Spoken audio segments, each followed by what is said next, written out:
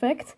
So before I deep dive into my, let's say, presentation, I would like to first share my distress and worry about the case where the mayor of Istanbul has been arrested recently, unfortunately, due to some unfair processes that he has been facing at the moment since 19th of March.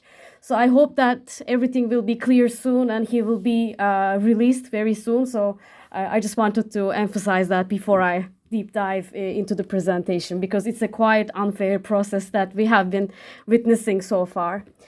So today I will be giving you some, let's say, details about the paper that I sent for MPSA conference for this year. So I'll be briefly talking about what is the issue, and then I will be deep dive into the ocean with you with my own insights, and then I'll come to a bitter truth part, and then I will be finalizing with now what and what can be done to actually develop, let's say, improve. So what is the issue? Why I have written this conference paper, which is based on my master's dissertation, by the way. First, I would like to start with some numbers. Unfortunately, at the moment, when you would consider the metropolitan municipalities in Turkey, there is only 10% of female members can be found in total municipalities, metropolitan municipalities at the moment.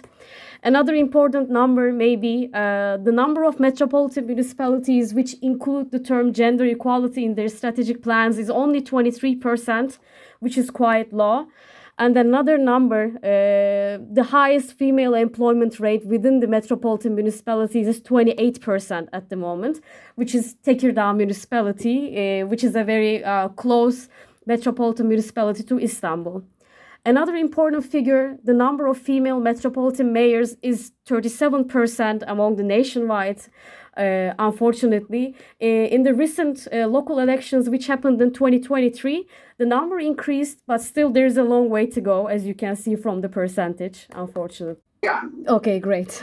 Thank you. So I was giving you some numbers which were a little bit concerning about the female employment within the metropolitan municipalities, ministries that have women and family affair ministries, which is 57%, which is an improvement area for my own perspective.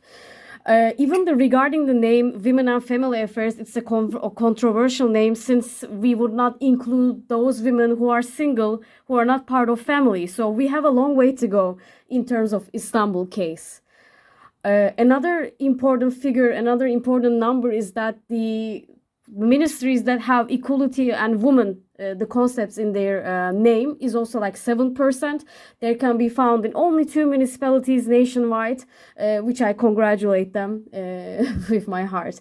So let's deep dive into the issues. So I understand the numbers are a little bit pessimistic. I mean, they are quite, concerning.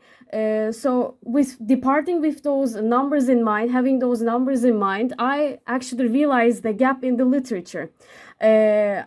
My major in master's was social justice and community action. So my focus was on the organizational justice as part of social justice. So while I was thinking about these numbers and the literature while preparing for my dissertation work, I realized that there's a gap in the literature, organizational justice literature, which you can see on the screen. There are really few researchers or academics who have conducted the research for organizational justice at local governmental level. So usually the literature consists of for-profit corporations, for-profit organizations, but it was really rare to find those government examples in the context of organizational justice. So that's why I wanted to conduct research on this topic specifically. So I assume that there might be a potential nexus between local government, gender equality, you can also say, and organizational justice. And in order to reveal this potential nexus, I wanted to deep dive into gender sensitivity, data-drivenness, and inclusiveness in local structures. I chose Istanbul specifically because it has a 16 million of population, which is a quite crowded city, and which can be seen as a representative sample for the case of Turkey. So that's why I chose Istanbul. So I wanted to deep dive with this possible nexus that I have in mind. So this was my research question. I wondered is there a nexus between these three elements, and I wanted to deep dive into these three elements with regard to gender sensitivity, data-drivenness, and inclusive service provision. So what I did first is to do a quantitative analysis, let's say, for previously conducted scorecard research, as you can see on the screen, Inclusive Municipality Governance Scorecard. This is a scorecard that consists of 231 criteria, which would include local processes, governance principles, and 3 tenets of learning cycle. And this scorecard was applied on 2 pilot studies from Turkey. There were 2 district municipalities from Turkey, which was quite different from each other. So I took this as an example for my own study. As you can see, the local processes from decision making to institutional mechanisms. You can see the 8 governance principles, which would consist of transparency, fairness, accountability, etc. And finally, the learning cycle. So this was the first publication that I have used for my own research, as a desk research, let's say. So what I did after evaluating the scorecard to generate my own scorecard, which would include the organizational justice tenets, because the previous scorecard did not contain any notion regarding organizational justice. So what I did was to kind of blend the local government processes, the 4 processes, with the tenets of organizational justice. As you can see on the screen, like 3 different organizational justice tenets: distributive justice, procedural justice, and informational or interactional justice. Let me give you an example how I did the evaluation. For instance, we have a criterion like there is a gender unit or gender equality unit in the municipality. This is one of the 220 criteria. I view this criterion as part of procedural justice notion, since it is related to decision making. I see this criterion related to local process of decision making, which was one of the 4 local government processes. It is very related to representation and participation governance principle. And then finally, it's part of the structure of local government. So it might maybe sound a little bit complicated, but in the most simplest way, this is how I divided the criteria and categorized the criteria. So finally, I had a scorecard of Istanbul, which received 52 out of 100 according to my own scorecard methodology. So afterwards, I had the chance to conduct 2 different interviews, with 1 local elite interview and 1 local governance expert. I specifically chose 2 people. It could sound a little bit limited, but it's part of a study up methodology which can be found in social anthropology literature. I wanted to emphasize, and I wanted to conduct research on the culture of power. So I wanted to talk with people who have power instead of those who lack power. So this is the main, let's say, essence of the methodology. So I did a triangulation of the data. I took the scorecard results and I talked with the elite and then the governance expert to have a vision of my research. So the bitter truth that I have received at the final of the stage of my research. First, the finding, maybe you can remember, I categorized the methodology into gender sensitivity, data-drivenness, and inclusive service provision. So first, I have seen some contradiction among what the local elite has been saying about the municipality versus what I have found in the scorecards. She has expressed that there are activities within the municipality to prevent gender discrimination, which can be seen on the official website of the municipality. The strategic plan has targets about gender awareness, gender equality. Seminars are organized for that target, and the results are published on the annual report. That's what she has expressed while we were conducting the interview. But what I have seen in my scorecard, let's say, results that, okay, we can find so many activities mentioned in those official reports, but there is still unequal representation between managers of the municipality. I couldn't find any statement in terms of gender sensitivity in the strategic plan. There is no gender equality ministry or unit in the municipality either. There is only Ministry of Women and Family Affairs, which is not inclusive enough also. Another important finding is regarding the data-drivenness. So the local elite has mentioned that they have been conducting regular surveys to understand the needs and expectations of the citizens, including female citizens, of course. She's expressed that the reports are shared publicly on social media about the how much budget is allocated and how many people have been reached. The details were shared.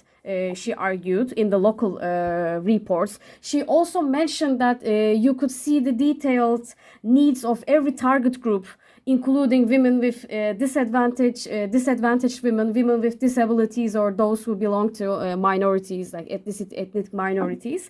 But unfortunately, what I found in my scorecard is that when it comes to the realization rate of those strategic targets, I personally could not find any. There are targets mentioned, there are objectives which are specifically designed for improving gender equality, but we don't know what really happened with those targets. So that was one of the maybe improvement areas. Secondly, I could not find any detail regarding different needs and demands of local women. For instance, I haven't seen any detail about women who have disabilities, or I don't know, maybe those who belong to minorities or let's say minority ethnicities either. So I could not find any variation in that. I haven't seen any information regarding these issues on the official website either. And finally, regarding the inclusive service provision, maybe this is the finding which has has the highest hope when you would compare to other findings. The scorecards results surely indicate that there are services provided for women, from psychological support to social life, from social life to special health services. And these services include guest houses, psychological guidance, counseling, etc. And there is an additional agenda mentioned for equality of female citizens in local life as well. So this time there is no but, because the picture is more clear and more positive in my own view. I see that the municipality cooperates with NGOs regarding organizing its own activities and projects for gender.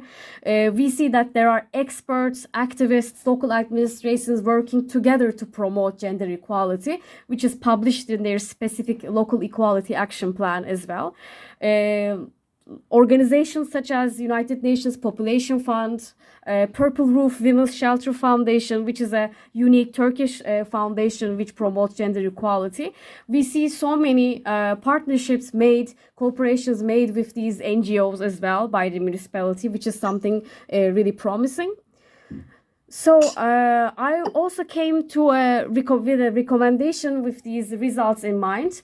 I see that it's positive to have results reports such as the Local Equality Action Plan. I'll wrap up at the moment. But it's important to cover all this information in all official reports, not only Local Equality Action Plan, but in strategic plan, performance program, and action plans also. So that's how maybe we could find female staff and citizens included in the strategic plan. We would promote procedural justice here. At the same time, if we would include them in the decision-making process, then we would promote distributive justice in terms of gender-sensitive budgeting and waging structures.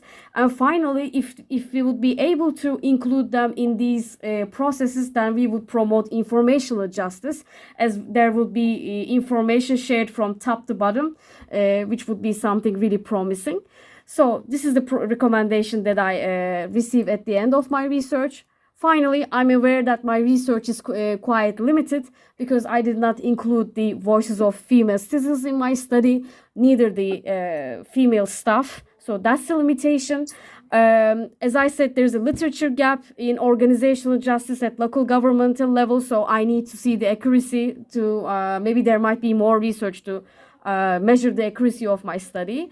We need to compare, of course, my study with other let's say cities or nation wide comparison, so that we would make sure the reliability of my research. Again, it could be neighbor-wide as well to have a comparison as well. So that's how I can wrap up. I hope that it's clear from your side. Thank you very much for